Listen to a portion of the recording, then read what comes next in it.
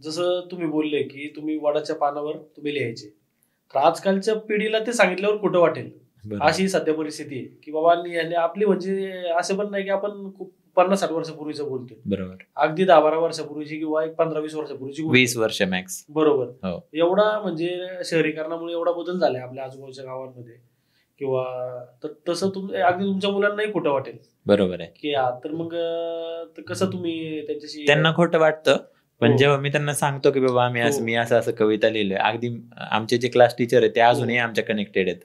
आम्ही त्यांचे बर्थडे साजरे करतो, आम्ही त्यांना भेटायला जातो मध्ये, आणि मी मुलांनाही घेऊन जातो माझ्या, जातो की बघा हे आमचे टीचर होते आणि ह्यांनी आम्हाला शिकवलं, बाबा ह्यांना विचारा तुम्ही आमचे अनुभव काय होते, त्यांना ते खरं वाटतं. आणि मी स्वतःच्या मुलांना अजून जिल्हा परिषदेच्या शाळेत शिकवतो. जिल्हा परिषद शाळेत माझी मुलगी 7वी ते, मुलगा 1ली ते. अरे वा.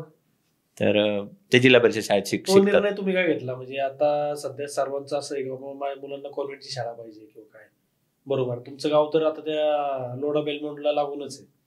आता तुम्ही काही स्टेट बघाल ज्यांच्या घरात इंग्लिश बोललं जातं, त्यांचे पोरं विदाऊट शाळेत जाता पण इंग्लिश बोलतात. बरोबर. म्हणजे इंग्लिश असं काही हार्ड लँग्वेज नाहीये की ज्याच्यासाठी तुम्ही फक्त कॉन्व्हेंटचं किंवा इंग्लिश मिडियमचं शिक्षण घ्यावं. इंग्लिश मीडियम किंवा इंग्लिश बोलण्यासाठीच 1-2 वर्षाचं तुम्ही प्रॅक्टिस केली तरी खूप छान इंग्लिशमध्ये पारंगत व्हाल तुम्ही. पण मला एक शिकवायचं पोरांना तत्व, पोरांना माझ्या ग्राउंड रियालिटी शिकवायची. की ग्राउंड रियालिटी काय, ज्या आम्ही मज्जा केल्या शाळेत त्या नाही मिळत, म्हणजे अशा पेड शाळांमध्ये.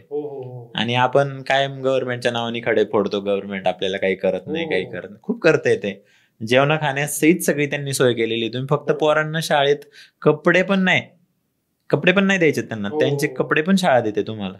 आणि आपण तरी म्हणतो गव्हर्नमेंट आमच्यासाठी काही करत. बरोबर आहे. त्यांना शिकवायचंय काय की मिनिमम लायबिलिटी मध्ये तुम्ही शिक्षण कसं पूर्ण कराल. बरोबर. आणि जे मित्रमंडळी तुम्हाला हिथं भेटतील, जे अनुभव तुम्हाला हिथं लागेल, पडाल, खेळाल, घडाल. पडाल तर घडाल. तुम्ही पडलेच नाही, प्रत्येक गोष्टीत तुम्हाला जर सिक्युरिटी दिली, तर जेव्हा तुमची खरी मार्केटमध्ये उतरायची वेळ येते तेव्हा तुमचा कॉन्फिडन्स पूर्णपणे लो होऊन जातो. अरे मला तर माहितीच नव्हतं बाबा बिना चपलेचं चालायचं कसं असतं. मग हे प्रॉब्लेम येतात पुढं. खरं आयुष्य मातीपासून चालू होतं. म्हणून मी मुलांना शाळेत, जिल्हा परिषदेच्या शाळेत शिकवायचा निर्णय घेतला. आणि तो योग्य होता खूप. मी माझी मुलगी 1ली 2री इंग्लिश मिडियमला शिकली.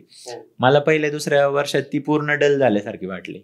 म्हणजे माझा असा काही विरोध नाहीये ह्या गोष्टीला की बाबा इंग्लिश मिडियम शाळेला, पण माझं एवढं म्हणणं आहे की ती मला जेवढी पाहिजे तेवढी हे नाही वाटली, ऍक्टिव्ह नाही वाटली. मग तिला मी घातलं शाळेत.